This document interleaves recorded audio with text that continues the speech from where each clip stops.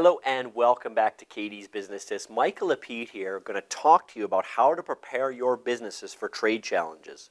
And we're talking about international trade, we're talking about tariffs, things like that. If this is a concern to you or something that may affect your business, this video is for you.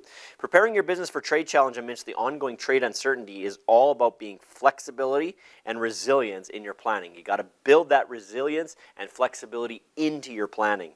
Trade challenges like these U.S. tariffs, the global conflict, supply chain disruptions that we've seen ever since COVID can impact your business in ways you may not have anticipated. Here are some ways you can prepare your business for these trade challenges. First of all, diversifies your pool of suppliers and markets. That's key, obviously. You don't want to just have one supplier or one market or one place you go to get your goods or your product or whatever you're reselling or building from. Right? That's key. Do not rely on the one supplier or one market. Look for alternative suppliers. Look local as well as overseas. Look both, because if you can also find local, even if it's a little more expensive, it gives you an opportunity if something goes wrong with the supply chain across seas. You can look for new markets in case trade restrictions affect your existing ones. Hopefully you have those markets available so that you can really quickly jump to the other market or other vendor or supplier. Another one is to manage your business financial health and cash flow properly. Monitoring and tracking your financial health of your business and cash flow by regularly reviewing your financials, which we talk about in many videos. Look for problem areas before they become major issues, and when trade challenges occur, set aside funds to deal with the unexpected challenges, cost hikes, supply chain issues, or waiting for inventory, etc. Set aside capital or have access to capital for those situations. Another one is stay on top of trade policies and regulations. Know what's going on. Know what's going on. Keep informed of changes to tariffs, imports, exports, rules, and trade agreements. Sign up for a blog or a post or something that's going to tell you what's going on a regular. And seek the help of professionals such as trade lawyers and consultants. They do exist to make sure you're compliant with changing rules and regulations, so depending on the size of your business. Maximize operations for flexibility.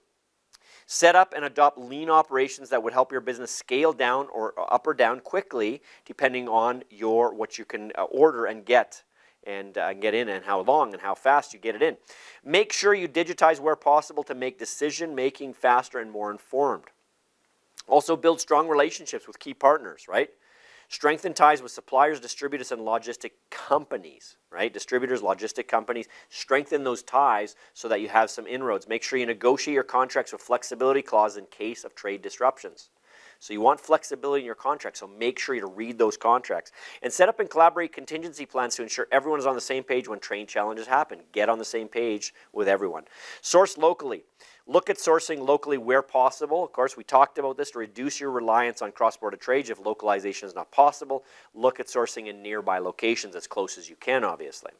Communicate with customers regularly. That's obviously key for a lot of reasons. Let customers know what's going on. So if there's trade issues or inventory issues, you're having order issues or delays, communicate about these potential delays or price changes ahead of the game. The sooner you communicate, the better off you'll be. Keep them updated, reinforcing your commitment of providing quality and good customer service and hopefully reasonable timeframes, or at least communicating those timeframes. Take advantage of available government resources. If needed, apply for export or trade insurance that's available. Get help assistance from the BDC, Business Development of Canada, or the EDC, the Export Development of Canada, or Global Affairs Canada. They offer various programs, usually when these types of things are happening to cause issues in your business. And the last one is plan, right? We don't fail to plan, right? We're not planning to fail, but we fail to plan. So the old goal is to make sure we plan so we're not planning to fail. Determine the different trade scenarios that may affect your business. So think ahead. What kind of things could ruin or affect your business, good or bad? And make sure you have contingency plans for each. Collaborate with all your departments in your planning process. So very important that you're prepared and you plan ahead, as with everything. Thanks again for being a part of our Katie's Business Tips, and we'll see you in the next video.